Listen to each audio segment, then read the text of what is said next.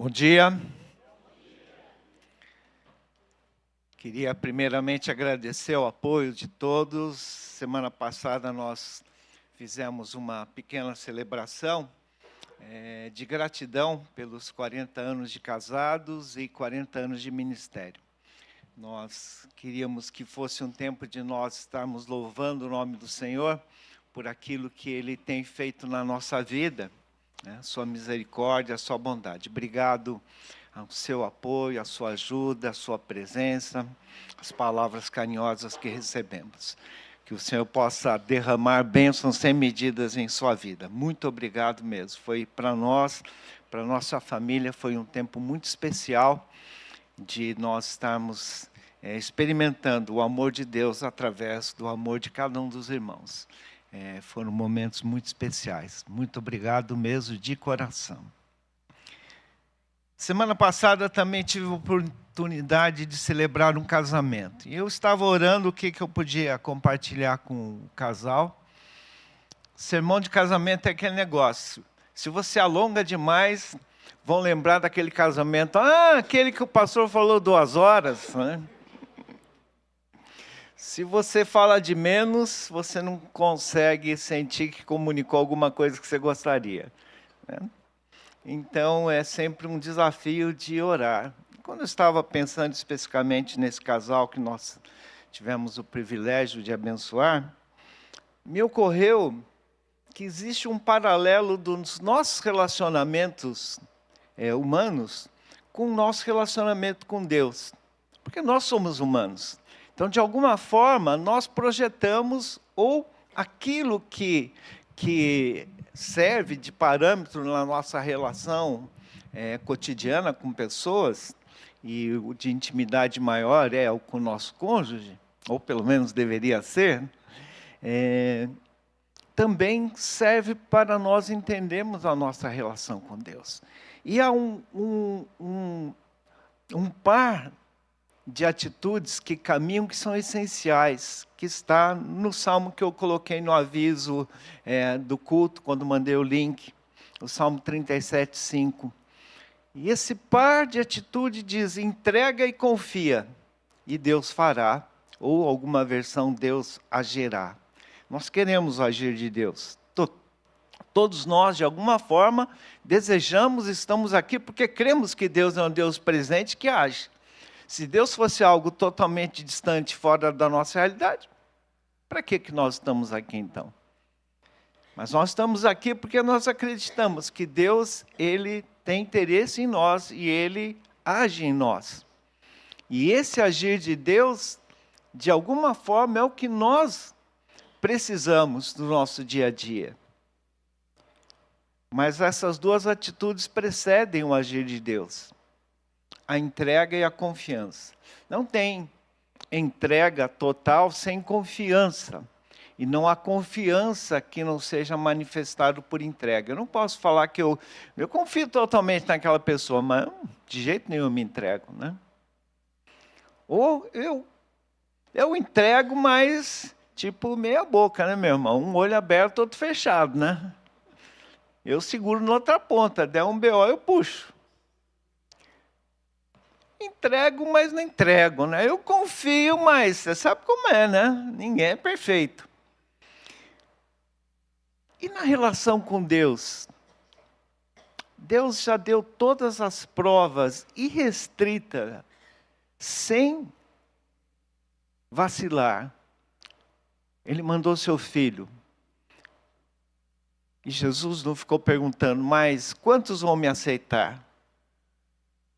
E se cuspirem na minha cara? E se zombarem de mim? E aqueles que vão debocharem e perseguirem?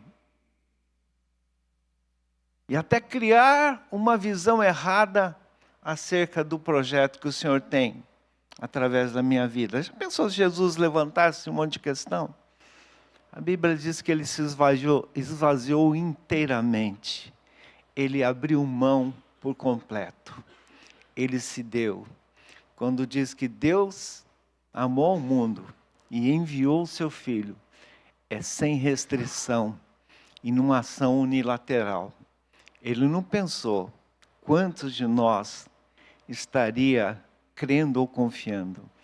Romanos 5,5 diz que Deus prova o seu amor pelo fato de ter Cristo morrido por nós, depois que todos nós se arrependemos, sendo nós ainda pecadores. E muitos permanecerão na condição de pecadores. Se tem alguém que entendeu essa dinâmica de entrega e confiança, é o apóstolo Paulo. O apóstolo Paulo, talvez dos personagens bíblicos, é o que mais me impressiona e o que eu tenho uma admiração tremenda pela forma como ele conduz a vida dele. Ele era, de uma certa maneira, totalmente decidido. E na carta aos Filipenses, no capítulo 3, ele inicia o capítulo 3 alertando sobre o perigo de algumas pessoas que ele chama de cães.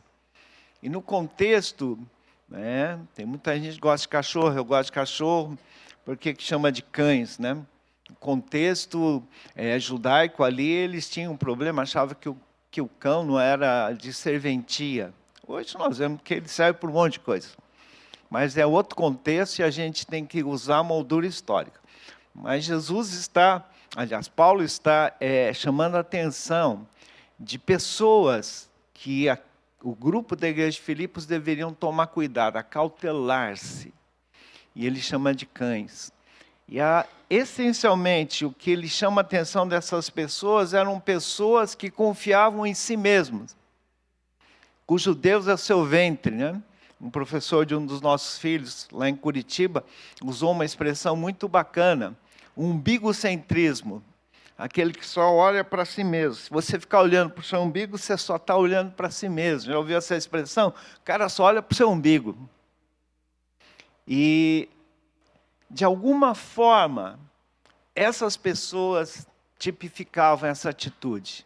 E aí Paulo entra na sequência para contrapor, e ele vai falar, nós é que somos a verdadeira circuncisão. Mas ele não faz isso para dizer, nós somos melhores que esses caras, senão ele estaria confiando nele mesmo. Então, o que Paulo vai fazer na sequência é mostrar algo que é altamente desafiador e muito estranho de nós entendermos, que é perdendo para ganhar. Que para ganhar precisa perder. No futebol, de vez em quando, tem umas situações dessa, né? Quando há cruzamento de times, um time deixa o outro ganhar para cruzar com o outro que teoricamente é mais fraco. Mas mesmo assim, o torcedor não gosta muito não, né? E tem gente que não gosta nem perder o Janguembo para ver quem começa o negócio, né? É tão competitivo que fica uma fera se perder a cara e coroa para ver quem sai. Perder para ganhar é uma coisa meio estranha, não é verdade? E eu ouço isso, perder para ganhar, não me soa bem. Por isso nós temos que entender o que Paulo está falando aqui. E, na verdade, esse texto ele sintetiza a filosofia de vida de Paulo, que é expressada lá no início da carta aos Filipenses, no capítulo 1. Deixa eu achar o versículo aqui. Verso 21, quando ele diz, porque para mim o viver é Cristo e o morrer é lucro. Para mim o viver é Cristo e o morrer é lucro. Paulo era uma pessoa cuja essência de vida dele estava em Cristo. Ele entendeu, no mais profundo sentido, o que é entrega. Um pouco desse hino, né? Eu gosto desse hino e eu acho ele um desafio. Primeiro, pelo que a letra fala. Segundo, que aquele pedaço, quando tudo... os contraltos aí tem que ser bom para chegar lá em cima na nota. E o Davi diz que o baixo também é baixão, né? Mas mais do que ser difícil de cantar pela tonalidade, é o que ele diz. Você percebeu o que nós cantamos agora? Quando tudo perante o Senhor estiver, e todo o teu ser Ele controlar, só então hás de ver que o Senhor tem poder, quando tudo deixares no altar. Palavras difíceis, né? Será que eu entreguei tudo mesmo? Será que está tudo nas mãos de Deus? De vez em quando eu vou lá, Deus, me dá de volta aí. Me dá o controle, né? Às vezes a gente quer ter o controle. Mas Paulo entendeu isso. E esse texto, ele fala dessa dinâmica. A partir do verso 4, eu vou lendo na medida que nós formos avançando na mensagem. Perdendo para ganhar. Verso 4 ao início do verso 7. É verdade que eu também poderia confiar na carne. Lembra que ele está contrastando com os caras cujo Deus era o seu ventre, que só confiavam em si mesmo. Se alguém pensa poder confiar na carne, eu ainda mais. Tipo, vamos fazer uma prova de títulos? Bota suas credenciais na mesa, vamos ver quem é melhor. Fui circuncidado no 8º dia, sou da linhagem de Israel, da tribo de Benjamim, hebreu de hebreus, quanto à lei eu era fariseu, quanto ao zelo, perseguidor da igreja, quanto à justiça que há na lei, irrepreensível. Mas o que para mim era lucro, isso considerei como perda. Até aqui. O apóstolo Paulo mostra todas as suas credenciais. Vamos fazer uma prova de títulos, vamos ver quem pode mais. Sabe aquele joguinho que você pega as cartas e você diz assim, aí, a potência, não sei o que, tal. Põe aí, vamos ver. Eu te bato em todas elas. Se é judeu, eu também sou. Se é zeloso, eu sou mais zeloso do que tudo. Fariseu dos fariseus. Na lei, se é bom, eu sou irrepreensível. Bota o dedo aqui para ver se acha alguma coisa. Paulo era um cara altamente zeloso, e quando entendeu que o cristianismo era uma ameaça, ele começou a perseguir os cristãos. E isso foi algo que ele carregou até o final da vida, quando ele escreve na carta a Timóteo, dizendo que eu fui insolente, blasfemo, perseguidor da igreja. Ele diz, eu fui o pior dos pecadores, porque eu persegui a igreja. Engraçado que alguns falam assim, é melhor você esquecer essas coisas, deixa para lá. Deus já pagou tudo. Mas Paulo parece que fazia questão de lembrar. Não para sentir assim, tá vendo, eu prezo mesmo. Não é isso não. Paulo fazia questão de lembrar para saber o tamanho da bondade de Deus na vida dele. O quão Deus foi gracioso para com ele. Às vezes a gente quer olhar para as nossas limitações para dizer, olha como eu sou fraquinho. Mas Paulo está dizendo, olha como Deus é bondoso. A mim, que foi isso, ele confiou uma missão. Paulo apresenta as suas credenciais. Paulo mostra quem ele era. E aí entra uma questão muito interessante. Mas o que para mim era lucro, isso considerei perda. Paulo toma uma decisão de entrega irrestrita, de não confiar no seu currículo e pôr em Cristo toda a confiança. Paulo decidiu por si só. Deus não falou assim, você quer me seguir, Paulo? Saulo, né? Na época era Saulo. Saulo, você quer ser um cara relevante? Você quer um cara ser assim, no seu contexto, que você vai ser muito usado? Você vai ser um cara que vai ser tão importante que quando chegar lá no ano 2025, todo mundo vai estar lendo as suas cartas e todo mundo vai te achar o herói dos heróis. Você quer esse cara, Paulo? Então você tem que fazer isso. Senão você não vai. Deus não disse isso para Paulo. Paulo descobriu que havia algo maior. E por esse algo maior, ele considera como perda. Perdendo para ganhar, é necessário tomar a decisão de perder. Eu tenho que tomar a decisão. E essa é uma decisão individual e pessoal. Você que está aqui tem ouvido domingo após domingo a exposição da palavra. Domingo após domingo você estuda na classe bíblica a palavra de Deus. Durante a semana ou mesmo nos finais de semana você tem grupos pequenos. Alguns estão em discipulado. Você tem ouvido de Deus. E se você está aqui é porque você tem interesse em ouvir de Deus. Mas a questão principal é que eu e você precisamos fazer uma decisão. Eu vou entregar a minha vida ou não vou entregar? No ano de 1980, dia 18 de fevereiro de 1980, eu tomei a decisão mais séria da minha vida. Entregar ou não entregar-me completamente a Deus. Eu tinha muitos sonhos, muitos planos. E muitos deles estavam começando a ser delineados. Trabalhei, estudei. Eu descobri que na vida tem dois tipos de cara. Um que é melado e outro que tem que ralar para chegar lá. E eu comecei a ralar na vida. Estudava, comecei a trabalhar, comecei a ver algumas perspectivas diferentes na minha vida. Não passei na universidade que eu queria, mas tinha um bom emprego. Ia muito bem na faculdade.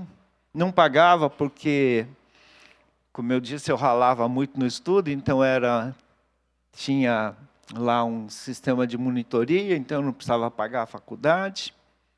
Conseguia, de alguma forma, ajudar os meus pais. E estava começando a delinear aquilo que eu queria ser na vida, os meus sonhos. E naquele ano, fevereiro de 1980, um congresso da mocidade. Um dilema enorme. A voz de Deus falando muito forte no meu coração. Entrega. E eu aqui, segurando do outro lado, não entrego. Convites, mensagens, e eu não arredava o pé. Quem conhece os bancos de panorama, aqueles bancos ripadinhos, né? Eu chegava a segurar nele assim, para ter certeza que não teria um lapso e eu me levantaria. Terminou o culto, aquilo estava me arrebentando por dentro. Não conseguia conciliar aquilo que era a voz de Deus comigo e aquilo que a minha razão, o meu desejo humano queria. Um conflito absurdo. E aí eu fui conversar com o meu querido mentor, pastor Hitoshi.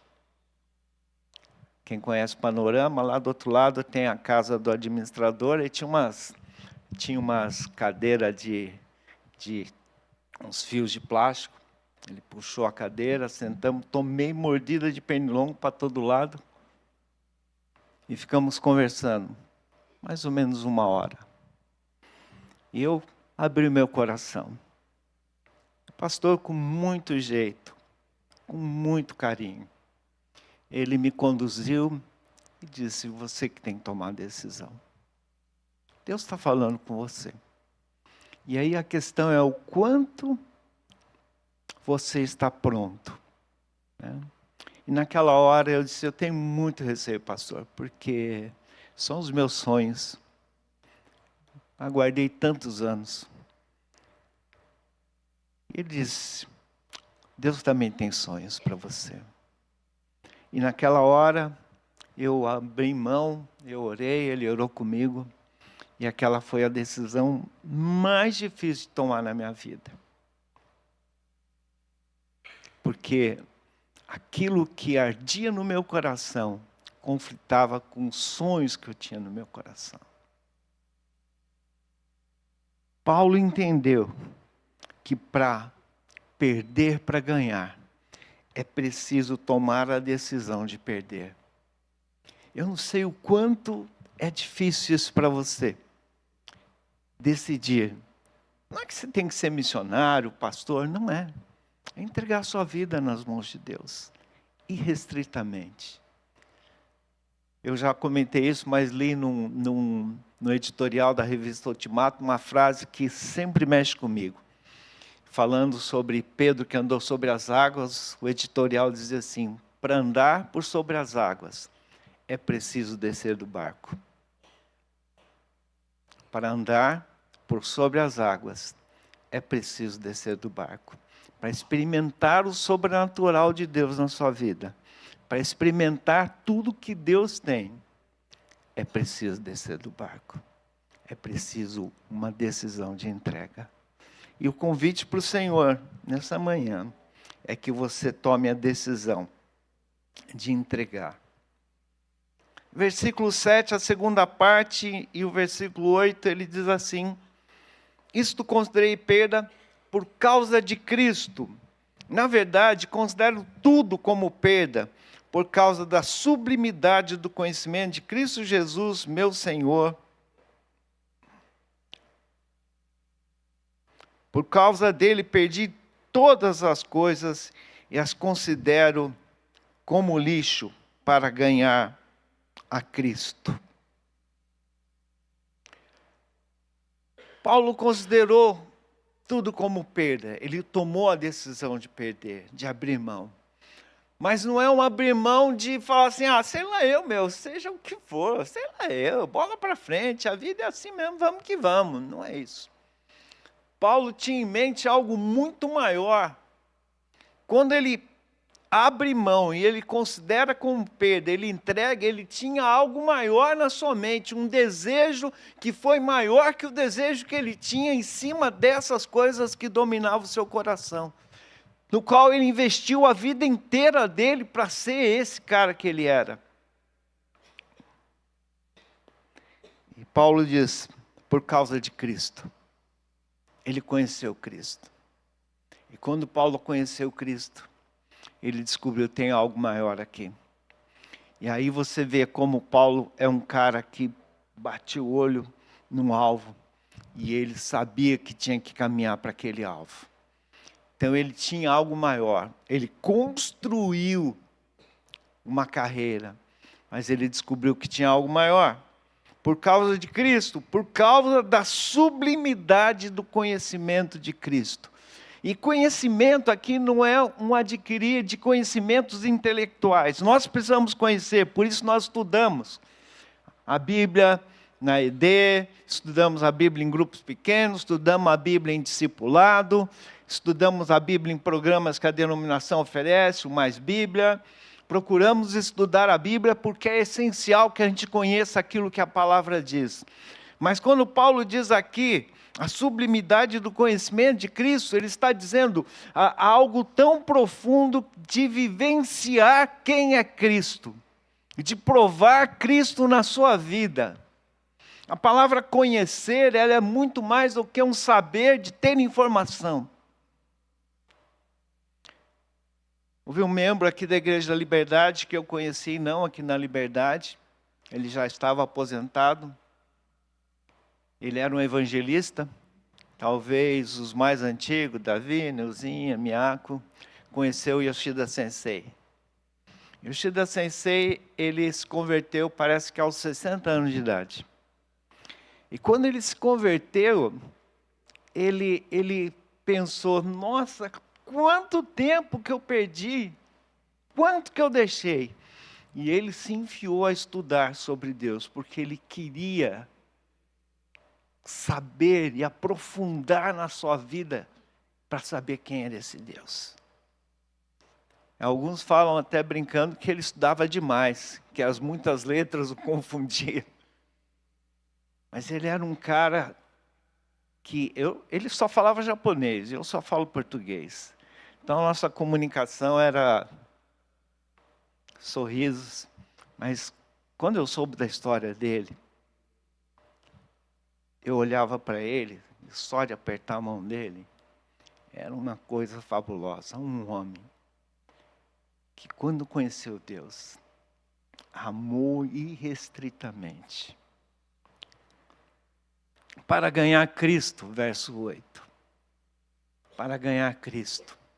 Para poder desfrutar de tudo que Cristo tem para a minha vida.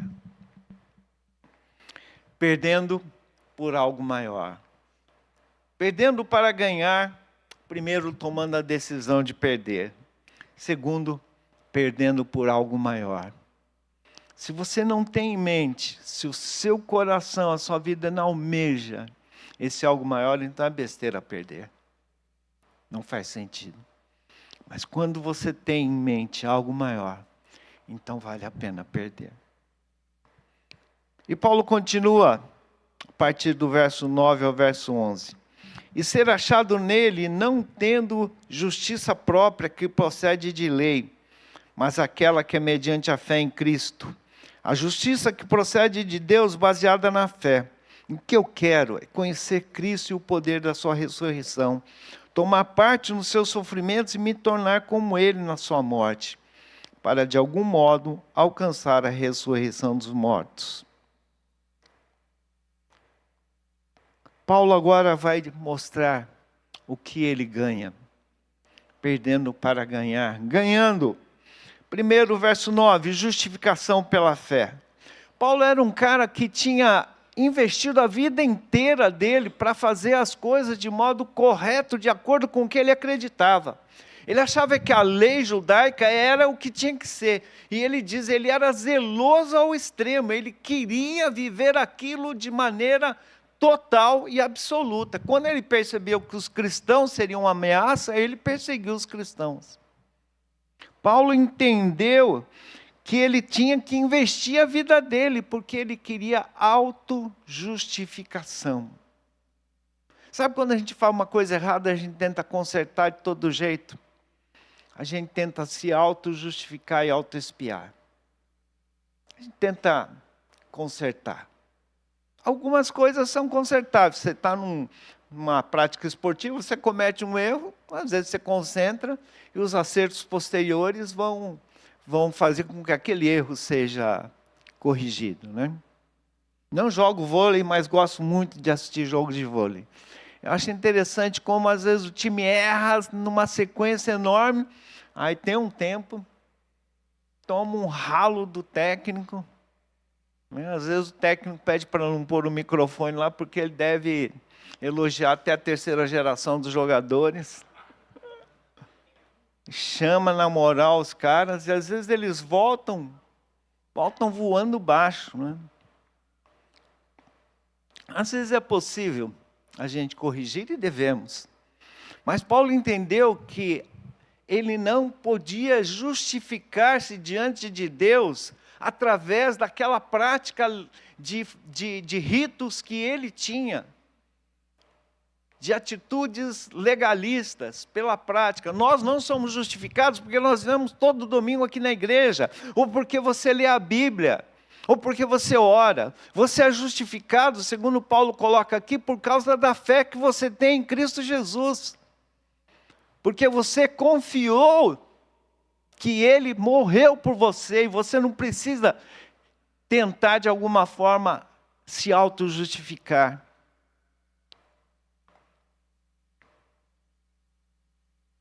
Justificação pela fé. Paulo entendeu que quando ele, através da sua fé, não de justiça própria que procede de lei, mas aquela que é mediante a fé em Cristo Jesus, a justiça que procede de Deus, baseado na fé. Tem um hino que ficou zoado aí, que fizeram umas brincadeiras na internet, né? Aquele solta o cabo da nau, ô camarada teimoso, né? Solta o cabo da nau, né? Fizeram essas piadinhas. Mas esse hino a gente cantava direto no tempo que eu estudava no seminário em Londrina. Todo culto a gente cantava. Era o hino oficial da nossa turma lá no Isbel. E aí até hoje eu sei esse hino de cor, porque a gente cantava toda semana tinha um culto, toda semana a gente cantava, né? Mas é muito interessante. Solta o cabo da nau, toma os remos na mão e navega com fé em Jesus. Só então tu verás que o Senhor tem poder. Quando você deixar o controle nas mãos de Deus, e Ele te justifica. Outra coisa que Paulo continua falando, no versículo 10, ele diz assim, Eu quero conhecer a Cristo. Ele ganha conhecimento de Cristo. Quando ele começou a se entregar dessa maneira, ele começou a experimentar Cristo mais profundamente. E ele continua dizendo, e o poder da sua ressurreição. Como que é experimentar o poder da sua ressurreição? Ele está falando, obviamente, da confiança de que um dia todos nós, os mortos, seremos ressuscitados, os vivos transformados, para estarmos na eternidade com Deus. Aponta, sim, a certeza da eternidade. Mas lá no começo da carta aos Efésios, Paulo diz que o poder que ressuscitou Jesus dentre os mortos é o mesmo poder que opera em cada um de nós. Então, quando Paulo está falando isso, ele está falando em dois termos: da expectativa de que lá na frente tem a eternidade prometida, mas também a expectativa do agir sobrenatural de Deus na sua vida. Estava falando com um casal de pastores essa semana, e aí eles estavam contando testemunho. Esse pastor contando testemunho de uma cura que a sogra dele teve. Fez um exame, indicou um tumor, não lembro aonde. Aí foi um centro maior, procurou um oncologista mais especializado. E diz assim, esse exame que está meio impreciso, será que a gente pode repetir de novo para mim poder ter um diagnóstico melhor e prescrever o tratamento quimioterápico na sequência? Ele, claro, por favor. Passa um período e o médico entra em contato e diz, olha, de fato tem um tumor ali, mas toda a configuração dele não indica ser maligno, o jeito dele. Mas escolhemos a amostra e tem que aguardar a biópsia. Passa mais um tempo, vem o resultado. Não é maligno. E ele pode ser controlado. Aí a esposa falou assim, será que o primeiro médico errou no diagnóstico da minha mãe?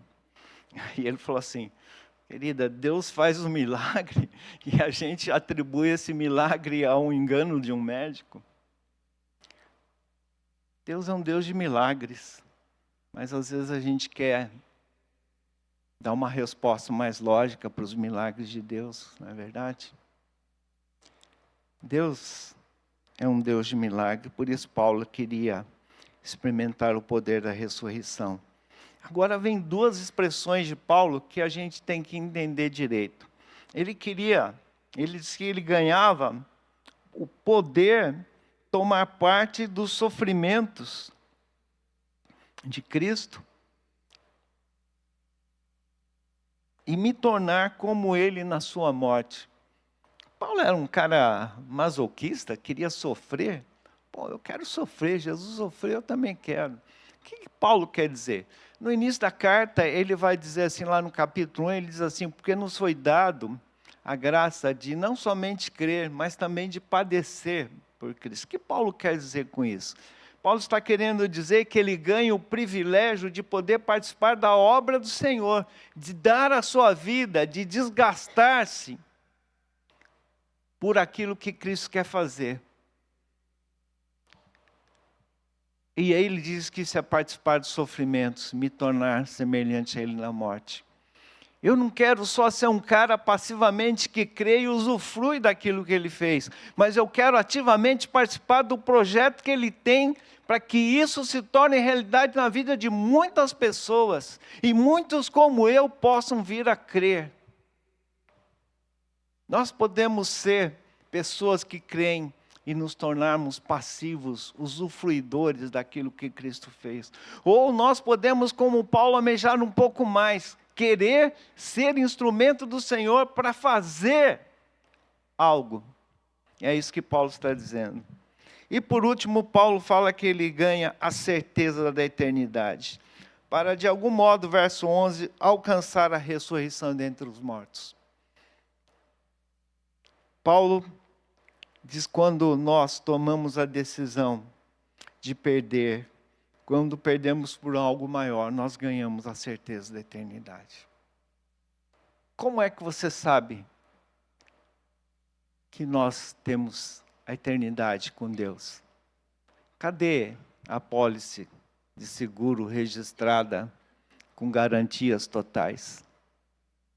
Como é que eu e você temos certeza?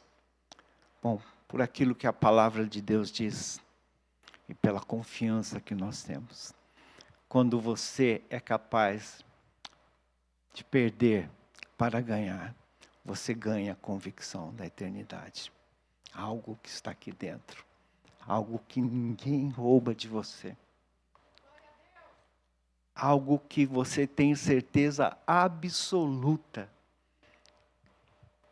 Capaz de transformar um homem que, de perseguidor dos cristãos, se tornou perseguido por amor a Cristo. Pela convicção que ele tinha. E aí nós entendemos, porque a máxima de Paulo é: porque para mim o viver é Cristo e o morrer é lucro. Perdendo para ganhar. E nessa manhã eu queria te fazer um convite. Não sei o quão é fácil ou difícil para você. Diz a Bíblia que é tão simples que uma criança pode fazer, né? Às vezes é tão complexo que um sábio não consegue entender. E nessa manhã eu queria te fazer um convite. Você fazer uma entrega irrestrita da sua vida. Não, mas eu não sei se Deus quer que eu seja missionário. Pastor, não. Não tem a ver com aquilo que eu e você seremos. Tem a ver com aquilo que nós vamos deixar Deus mostrar para nós o que Ele quer.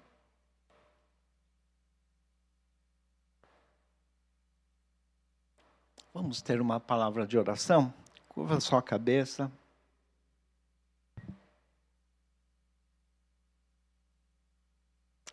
Talvez você tenha ouvido do Evangelho, da proposta de Jesus. E o convite para você nessa manhã é perder para ganhar. É uma entrega irrestrita.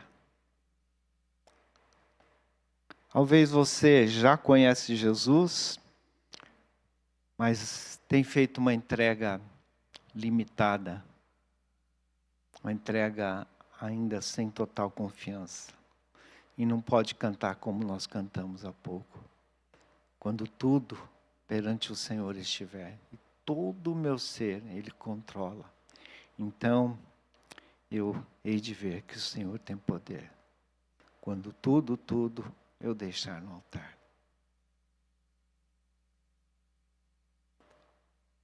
Ora no seu coração, coloca sua vida diante do Senhor.